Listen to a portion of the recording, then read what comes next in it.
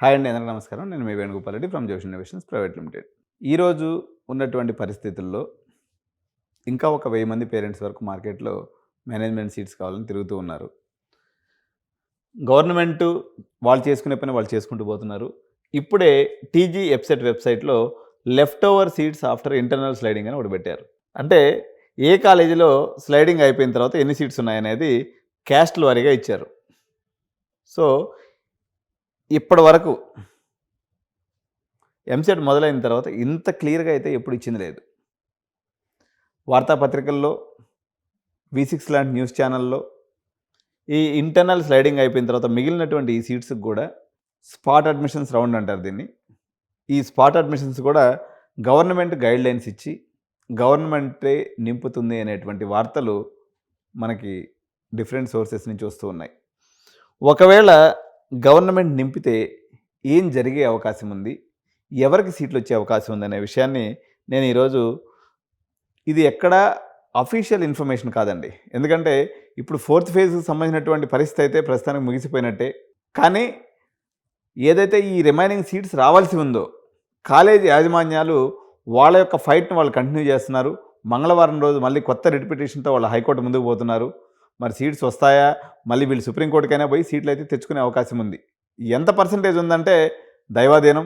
ఎందుకంటే ఈరోజు రాష్ట్ర ప్రభుత్వం విచిత్రమైన పద్ధతుల్లో ముందుకెళ్తూ ఉంది. కానీ ఇప్పుడున్నటువంటి ప్రెడిక్షన్స్ని బట్టి స్పాట్ అడ్మిషన్స్ ఏ రూపంలో జరిగే అవకాశం ఉంది అన్నది డిఫరెంట్ మార్కెట్ శక్తులు చెప్పినటువంటి అంచనాలు ఏ రకంగా ఉన్నాయని చెప్తాను. ఒకవేళ స్పాట్ అడ్మిషన్స్ గవర్నమెంట్ నిర్వహిస్తే ఎటువంటి పరిస్థితులు ఉండేటువంటి అవకాశం ఉంది? ఎవరికి పాజిబుల్గా ఈ సీట్లని ఆప్షన్స్ ఎక్సర్సైజ్ చేసే అవకాశం ఉందనుకున్నప్పుడు చాలామంది హైయర్ ఎడ్యుకేషన్ వాళ్ళు కానీ వాళ్ళు చెప్పేది ఏంటంటే those who did not get seats వీళ్ళకి మాత్రమే అవకాశం ఉందని చెప్పి చాలామంది అంటూ ఉన్నారు. అంటే ఎవరైతే 3rd ఫేజ్ కౌన్సిలింగ్ తర్వాత ఇంటర్నల్ స్లైడింగ్ తర్వాత ఒక దగ్గర ఫిక్స్ అయిపోయి ఉన్నారో వాళ్ళకి ఈ స్పాట్ అడ్మిషన్లు తీసుకునేటువంటి అవకాశం ఉండకపోవచ్చు ఒకవేళ గవర్నమెంట్ నిర్వహిస్తే. ఎందుకంటే వాళ్ళ సర్టిఫికేట్ సబ్మిషన్ అయిపోయింది, ఇంటర్నల్ స్లైడింగ్ అయిపోయింది కాబట్టి మెడికల్లో ఒక పద్ధతి ఉంటుంది అనమాట ఈ స్పాట్ అడ్మిషన్ చేసే పద్ధతి. ఎవరైతే ఒక 2 కౌన్సిలింగ్లో సీట్ వచ్చి ఎక్కడా తీసుకోరో వాళ్ళకు కూడా ఈ యొక్క స్పాట్ అడ్మిషన్స్లో అవకాశం ఇవ్వకుండా ఉంటారు. అది మెడికల్లో జనరల్గా ఆ రూల్ ఉంది. ఇక్కడ మన ఇంజనీరింగ్కి వచ్చేటప్పుడు మాత్రం ఎవరికైతే సీట్లు రాలేదో వాళ్ళ వరకు ఈ స్పాట్ అడ్మిషన్స్కి గవర్నమెంట్ ఈ కౌన్సిలింగ్ నిర్వహించేటువంటి అవకాశం ఉంది. ఇంకా కొంతమంది పేరెంట్స్ ఏమడుగుతున్నారంటే ఇప్పుడు ఎవరైతే ఈ మార్కెట్లో ఈ 1000 మెంబర్స్ పేరెంట్స్ ఉన్నారో మనకి 10,000 సీట్లు 10,000 ఆర్ 11,000 సీట్స్ మనకి ఇప్పుడు అందుబాటులో ఉన్నాయి. ఏం జరగవచ్చు అంటే 11,000 సీట్లు ఉన్నాయండి అందుబాటులో. సరే, ఇక్కడ సర్టిఫికేట్ వెరిఫికేషన్ మళ్ళీ ఏమన్నా పెడతారా అంటే అది క్లారిటీ లేదు నాకు కూడా. సర్టిఫికేట్ వెరిఫికేషన్ పెట్టకపోవచ్చు, కానీ మీరు ఆన్లైన్లో అప్లై చేసుకునే దానికి అవకాశం ఇస్తారు. సపోజు ఉదాహరణకి CMRKలో లేకపోతే CBIT తీసుకుందాం మనం ఎగ్జాంపుల్. CBIT కాలేజీలో మనకి EEE సివిల్ మెకానికల్ సీట్స్ ఉన్నాయనుకుందాం. మీరు అప్లై చేసుకోవాలి. ఎట్లా అప్లై చేసుకోవాలంటే ఆప్షన్స్ రూపంలో ఇచ్చే అవకాశం ఉంది. CBIT వర్సెస్ నువ్వు ఒకవేళ మెకానికల్ తీసుకోవాలని ఆప్ట్ అయ్యావు, నువ్వు ప్రజెంట్ ఎక్కడా సీట్ తీసుకోకుండా. ఇలాంటి పేరెంట్స్ యాక్చువల్గా లేరు.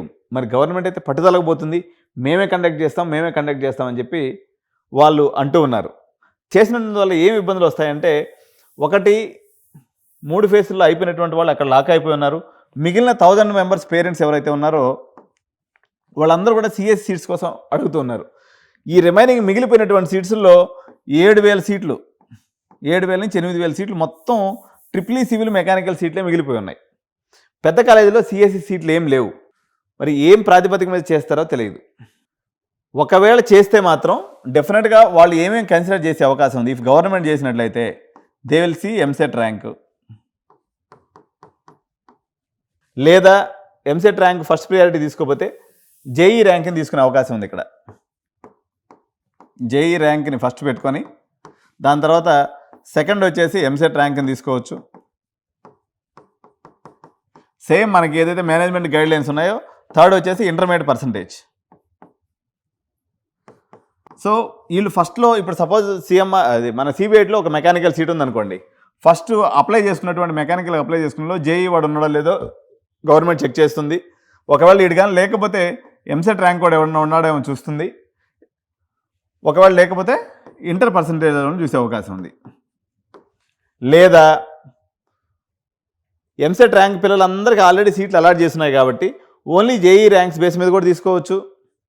జేఈకి స్టేట్కి సంబంధం లేదు కాబట్టి ఓన్లీ ఇంటర్మీడియట్ పర్సంటేజ్ బేస్ మీద కూడా తీసుకోవచ్చు. ఒకవేళ ఇంటర్మీడియట్ పర్సంటేజ్ బేస్ చేసుకుని కానీ తీసుకున్నట్లయితే కొంతమంది పిల్లలకు లాభం జరిగే అవకాశం ఉంటుంది.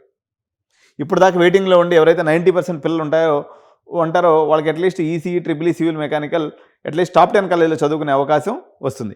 ఒకవేళ గవర్నమెంట్ కానీ స్పాట్ కండక్ట్ చేస్తే మరో లక్కీగా జరిగేటువంటి అవకాశం, ప్రాబబిలిటీ ఉన్నటువంటి అంశం వచ్చేసి మనకి ఫీజు రీయింబర్స్మెంట్ కూడా స్పాట్ వాళ్ళకు కూడా ఇచ్చే అవకాశం ఉంది.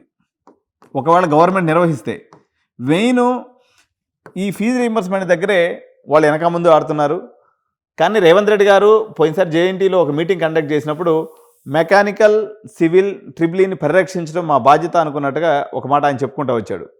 ఆ బాధ్యతను నెరవేర్చుకునే దాంట్లో భాగంగా only triple E, civil, mechanical ఈ అడ్మిషన్లు కానీ ఎవరైతే తీసుకుంటారో ఇప్పుడు మిగిలిపోయినటువంటి సీట్లని వాళ్ళ వరకు రీయింబర్స్మెంట్ ఇస్తామని చెప్పే అవకాశం కూడా ఉంది. These are the different probabilities. No evidential information from the government. కానీ ఇది ఒక ప్రాబబిలిటీ అండి. అంటే కొంతమేరకు స్పాట్ని గవర్నమెంట్ నిర్వహించేటువంటి అవకాశం ఉంది.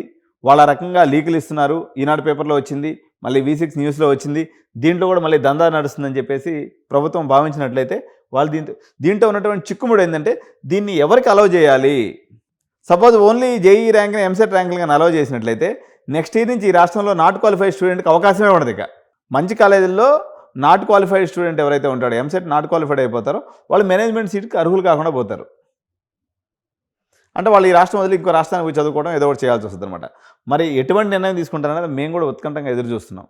ఒకవేళ కాలేజీలను నింపుకోమని కానీ అవకాశం ఇస్తే మాత్రం మార్కెట్ చాలా వరకు కంఫర్టబుల్గా ఉంటుంది, ఫ్రీగా ఉంటుంది. ఎక్కడ ఇబ్బంది లేకుండా అందరికి కూడా సీట్లు దొరికేటువంటి పరిస్థితి ఉంది.